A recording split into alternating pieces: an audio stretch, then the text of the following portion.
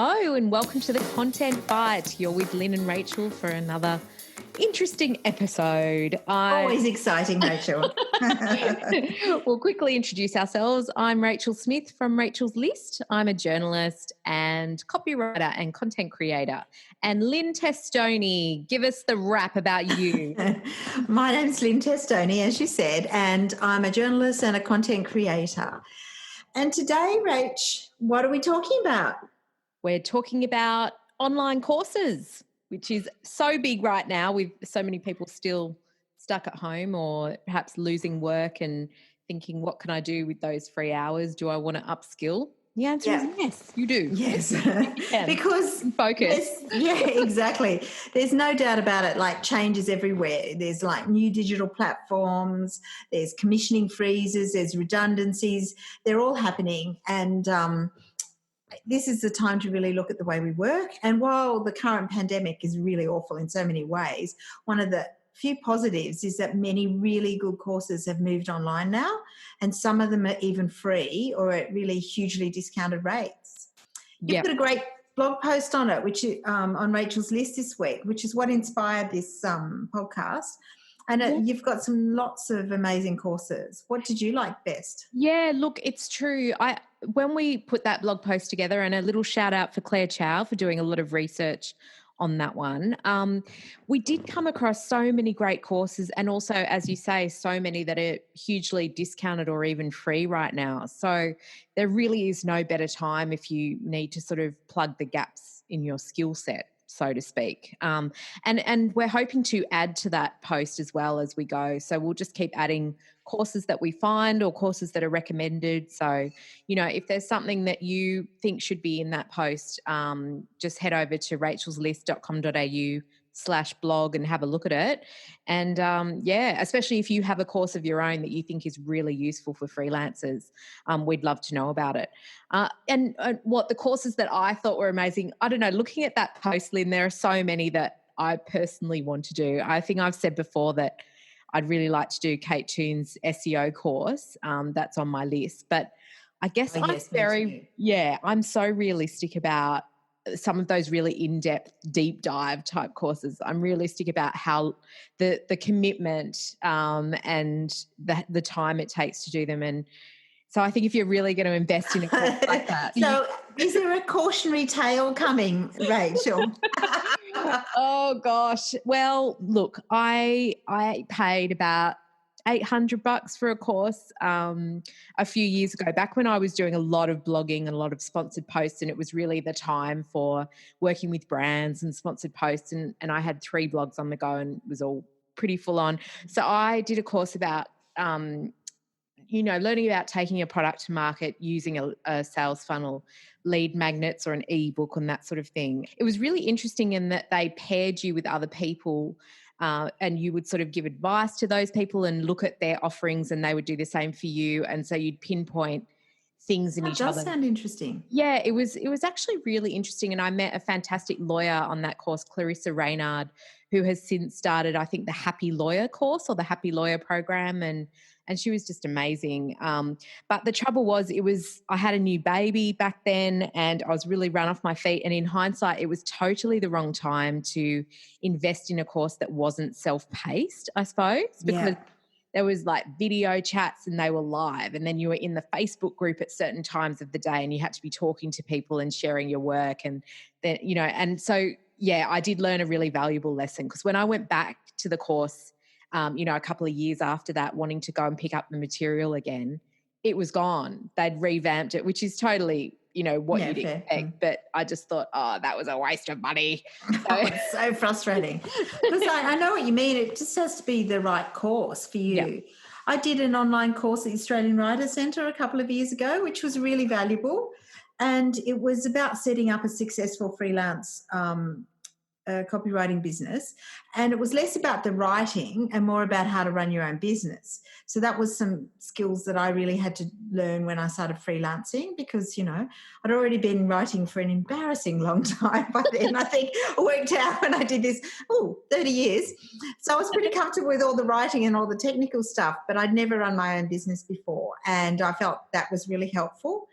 And I actually think it was the turning point for me to start making some serious money as a freelancer, because it helped me with that whole mindset, a business mindset, which was really good. What, learning those business skills and getting your business? Yeah, there's a couple on this blog that we put together, and I think one is Paul Jarvis's course. It's called The Creative Class. Yep. And that is all about kind of taking your freelance business and really turbocharging it to make money and get your systems sorted and all of that. Yeah, I think that was really valuable for me, and it made me really think about my writing as a business and hourly rates and all that sort of stuff. So, yeah, it was very good. I liked that. Yeah. Have you done some? Look, I've done a few. I did a creative writing course via TAFE. It was like an online course, and that was where you would sort of send your work to someone who would mark it, sort of thing, back in the day. Yeah. And it was really interesting. I liked doing it, but of course, hasn't been useful at all because I've gone in a completely different direction. But yeah, I think what I find really useful are short courses or webinars. I do a lot of webinars on digital marketing and content marketing and ads, like creating ads and that sort of knowledge, which can be quite quite full on. Sort of things that I know a little bit about and would like to extend my knowledge, or stuff I know nothing about. I'm into a lot of Neil Patel's stuff at the moment. I find that really useful. Yeah, his stuff is really good. Since you've mentioned him, I've been going on, and especially on SEO and keywords, and great tips on how to do pimp your own site, and that's a great way to learn too. I think so. I've also done some of Kate Toon's free SEO courses, the Nibbles and stuff like that, which was really useful as well. And, you know, I have my eye on so many. I think also if you're a Patreon member of the Freelance Jungle, Beck Lambert does some really good Comcasts, which are sort of more 1 hour type, learning sessions with an expert. And some of those are worth checking out as well. I think there was one with, is it your accountant, Holly? Yes, Holly. Yeah, she did one actually on accounting. She did one on accounting, and also in this sort of current like crisis and managing your budget. And she's certainly really good on things like the Job Seeker and the Job Keeper stuff, and she's kept right up to date, which changes all the time. So I wouldn't even go into it here. Yeah. But she's been good. Yeah, I think those sorts of things can be really useful. We're about to do some new masterclasses at Rachel's List, and we're trying to make them super useful, but stuff that you can fit into a lunchtime. So one is all about, the secrets to getting consistent content marketing work. And then we're doing another one on client management, like managing tricky clients and difficult client situations. And so that sort of thing I think can be really useful. You get a lot of nuggets of gold out of it, but it's not a massive time investment. So yeah, exactly. And it's a great way of dipping your toe into a water of a new subject or something different. I really like conferences and workshops. And the trick is to try and find ones that are well run. You've got a good list. Sometimes I've been to a couple of dodgy ones that I won't mention. You just go and think, oh, what a waste of time. Actually, my tip is if it's free, it's usually not fabulous. A good one that you pay for, I've always got value. Yeah, I agree actually.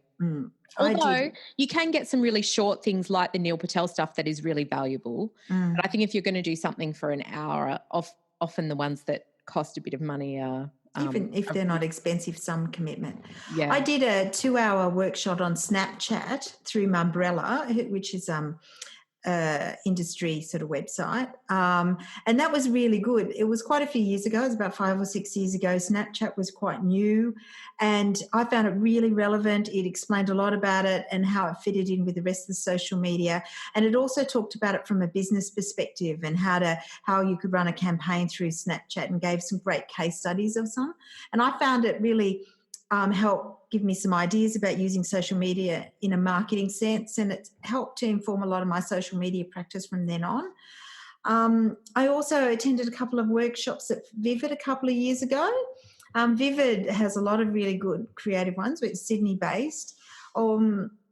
And there was one about the future of content marketing that I really liked. And that was sort of right at the beginning of my work with content marketing. Some really good industry leaders, somebody from Adobe, somebody from Facebook, somebody ran her own agency, and it was really good. And they're all really senior industry leaders and very inspiring. Mm-hmm. Mm. Yeah, I loved the Vivid stuff. It's such a shame that it's been cancelled this year due to the pandemic. Oh, God. I Yeah. was hoping they might put some of those Vivid sessions online, but they haven't, which They is a bit haven't. sad. But we've But always Mumbrella has. Mumbrella is doing a couple of theirs coming up online too. So that might be worth looking at. And they tend to get quite specialized. There's one on travel marketing, and there's one on digital marketing, and there's one on particular, I think, automotive marketing. So if you're in one of those niches, they're really good too. Yeah, I think Mumbrella does some fantastic stuff. I went to Mumbrella Publish one year. I actually talked on a panel, but I also listened to a lot of the stuff there as well, and it was just fantastically useful. So if you can get some of that online, it's really good to do that, I think. And sometimes I find it's just learning about the new technology, those workshops, or sometimes even I did some online YouTube courses early in my career in things like SEO and Google Analytics. Google Analytics has got quite a few basic courses. And if there's something like, I know there's some people at the moment who are transitioning from print to digital, and that's where obviously the future is. Those are really basic ones are great because you don't feel like such an idiot asking questions going to the next level. Google has some really basic stuff which gets you understanding some of, before you dip your toe into spending lots of money. I think that's a good idea. Yeah, definitely. Oops, sorry, my email just buzzed, everybody. Apologies. We're so professional. We are so. And I also think one of the good things, a lot of my work comes from who I know and not what. And doing courses often connects you to a whole new group of people. You mentioned that lawyer before. And when I attended those Vivid workshops, one of them, the one on content marketing, I sort of bumped into a former colleague, in the breakout session or whatever, or having coffee. And she rang me the next day with a huge chunk of work, which was great, 45 pieces of content for a large agency, just because she'd seen me and it was just a bit of a trigger. And I also got some work out of another little small workshop just because I happened to sit next to somebody who was starting his own business and he wanted somebody to write copy for his website. Oh, look, I think, we've talked about it before, that those sort of events, apart from the knowledge you get from them, can be such a great networking opportunity as well, and a great way to meet people. Like, I'm dying to do CopyCon at some point because I'm moving so much more into copywriting, and I think that would be a really great one to meet people and sort of, meet more like-minded people in your area. And yeah, there's so many conferences and events I'd love to do, but we'll have to see what happens in the coming year with some of them, see if they're still. But I think some of them are going online, and I think also what my gut feel is that even when people go back to live conferences, I think more are going to be recorded and available for downloads. So that's also good. Things like the Sydney Writers Festival, if you're into that sort of writing, they have a lot of things that are downloadable as podcasts. So if you miss a workshop, you can listen to some of those things online. In fact, they've put up a few things from this year's Sydney Writers Festival that has been cancelled as well, but some of them, the events have actually been uploaded. And that's great if you're not Sydney based, if you're either rural or if you're in Melbourne. I mean, CopyCon, I think, is in Melbourne, isn't it? I don't know. Well, it changes every year. It's in a different city. So if you happen to be in the wrong city, it's quite good. And I know with your masterclasses, you've got them available for downloads afterwards, and that's really good. Yeah, they become video versions, so you can just watch them whenever you want, and it means so many more people can look at them. So so that's exciting. But listen, that was just a quick snapshot of online courses for you. If you want to know more about online courses, or want more of a list of online courses that are available now, or even those that are waitlisted, because there are some really good copywriting courses that are currently waitlisted, but you could sort of get your get in there and put your name on the list. Just head to the Rachel's List blog and you can check it out. And we will be back next week with another scintillating topic. Another scintillating, absolutely. Because I hope that's given people ideas. We're very passionate about training and staying up to date. I think it's really important. And if you love us, please leave us a review. Yes. Or sort of sign up to our Facebook page, and we often have links there to the show notes as well, if you can't find them. And the show notes are available on Rachel's website as well, on Rachel's List. Yep. Thanks for listening. See you next week. Bye.